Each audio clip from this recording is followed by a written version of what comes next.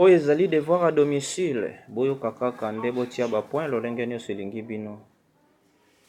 Président Ibrahim YL ya mama Charlotte Pigeon de Londres boyoka mwana lolenge azali kolela pa azali kopasola.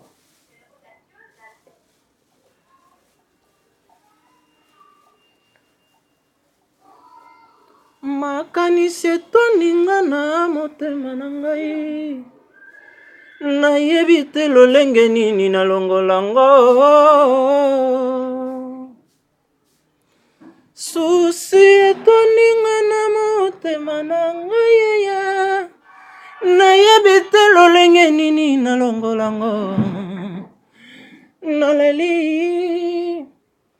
Naleli motema etondi na mawaye, ndepu ya kenda ya tikanga kaka na se ya nzete.